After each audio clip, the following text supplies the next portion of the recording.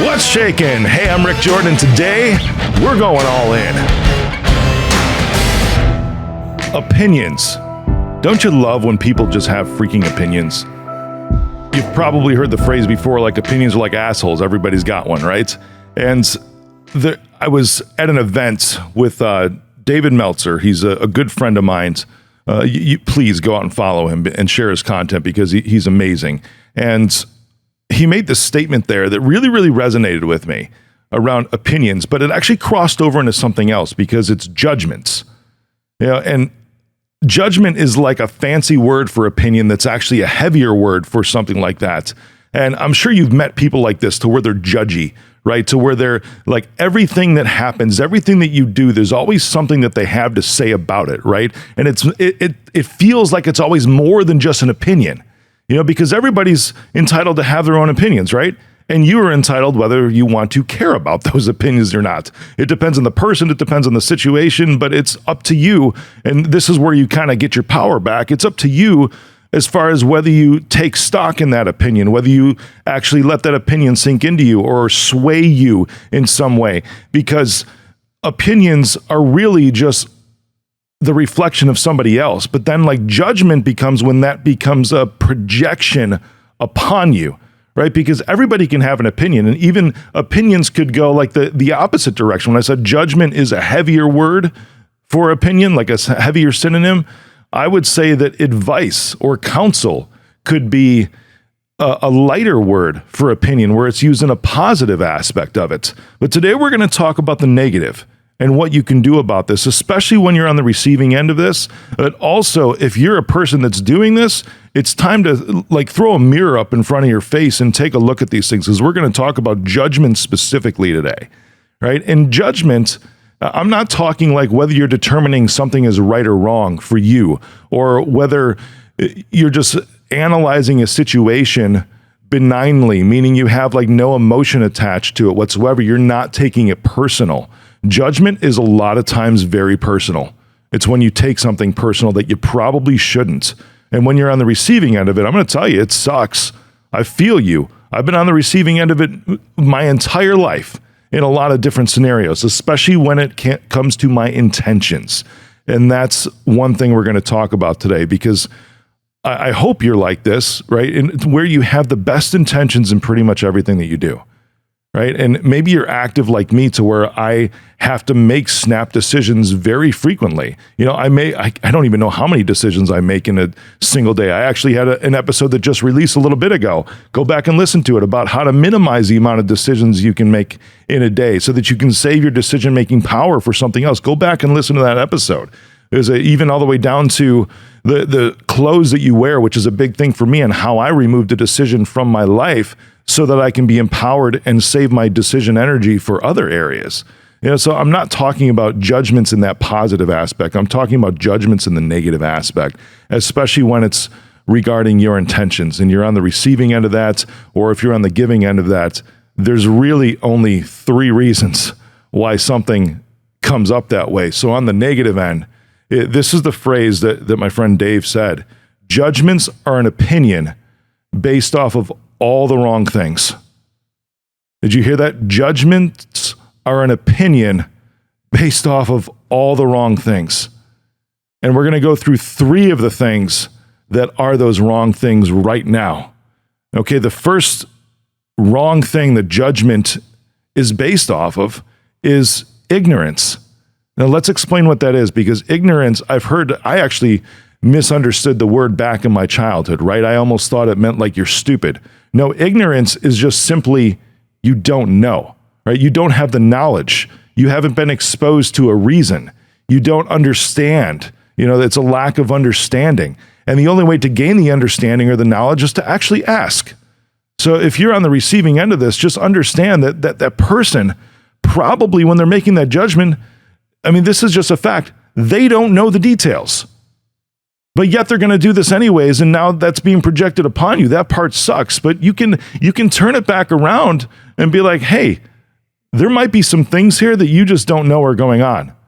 What's really driving this? And you start to ask them questions and be interested in what's going on with it. And hopefully they can actually simmer down enough to where they can start to explain the emotions, because judgments are like a snap thing that in the negative sense, especially when it's based upon ignorance, it's actually emotional immaturity. It really sucks to observe something like this in somebody else, because ignorance being one of the wrong reasons that the judgment is made is just the intentions are not being assumed good from you. And if you're a good person, right, generally speaking, you probably have good intentions a lot of times. And there's just some details in this situation that person who's casting that judgment on you just doesn't know. So a question to ask is like, how do you really know? And for those who are doing this, if you catch yourself doing this, please grab awareness around this when this comes to you. Start to recognize when you do this, especially if you do it often, because you can get into this pattern and you will start not to trust anybody. And it's only based out of your own ignorance. It's a stupid way to go in life. Because if you really don't know, right, and you don't have any proof and you're letting your mind run away from you, as coaches put it, you're creating a story and it's based off of ignorance, fucking ask some questions. Come on now. Because if you really don't know, open the lines of communication with that person. 99% of the time, it's not going to be what you think. And in that moment, you can just ask a clarifying question. It's like, oh, could you tell me a little more about that, please? Or how did that come to be? Or where's your head at on this? Just any kind of question. Or did something happen today? Or what happened today? You can ask questions because it'll provide that knowledge. It'll give you that clarity. It'll give you that understanding in those moments to where you don't have to let your mind run away with you. Now, people are people and everybody's human. Okay, so when you catch yourself in the moment thinking that direction, that's just something you don't have to act on it. You don't have to become emotional. Because likely, again, like what I said, it's probably not what you think it is. That's why you ask the questions. So solve your own ignorance by finding out. And then that could be the end of it.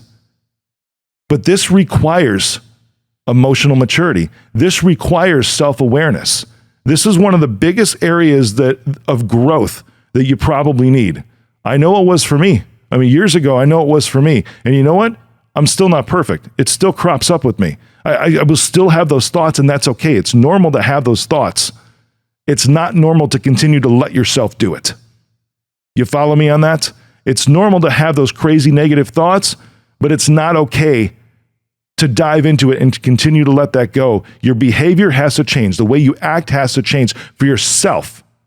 Because you're putting yourself in a scenario where it's just not healthy. You are putting undue stress upon yourself because you are not living in reality. You're living in a story. Solve your ignorance with asking questions, and that will squash the judgment. The second wrong reason that this takes place is doubt.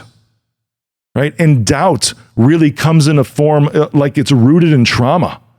There's probably something that happened early in your childhood or in your teen years or even in your adult life, and this happens with relationships all the time. All the time. I'm talking romantic relationships with partners. This happens all the time because something happened and there was a pattern when you were a kid that you witnessed, probably in your own parents, that planted those seeds of doubt in you for whatever thing it might be, for whatever situation that might be. So as soon as you see something that might resemble that, or a situation that looks like that, sort of, but not really, but sort of, all of a sudden that doubt starts to creep back up, and it's another way of creating one of those stories. I had a coach that would also use the phrase playing a movie in your mind, because it's almost like you can visualize what that person is doing, but it's actually not reality. It's only in your mind. They're actually really not doing that, but it's the doubt that you have.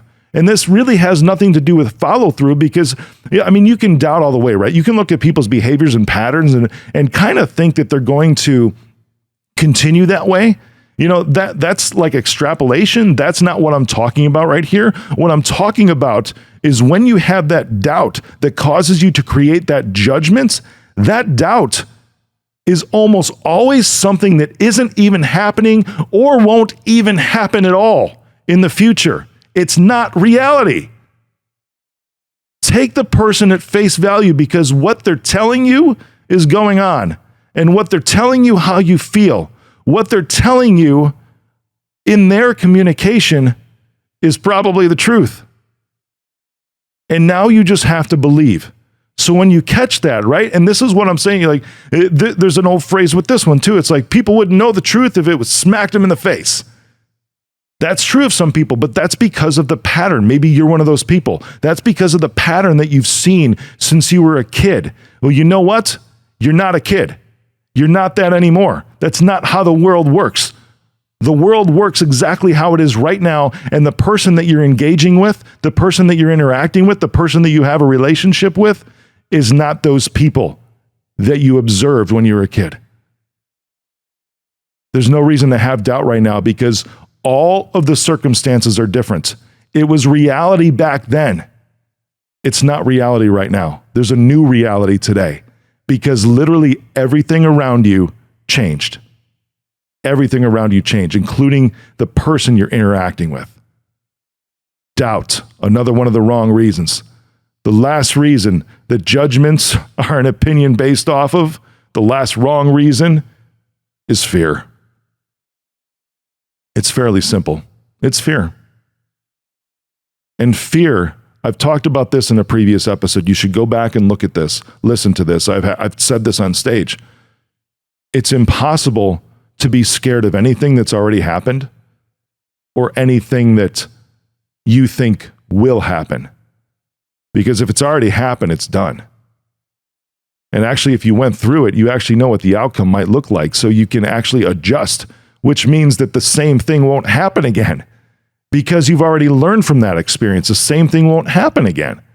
Especially if it's with different people, especially if it's in a different environment, especially if you have evidence that is opposite and consistently opposite of what you saw before.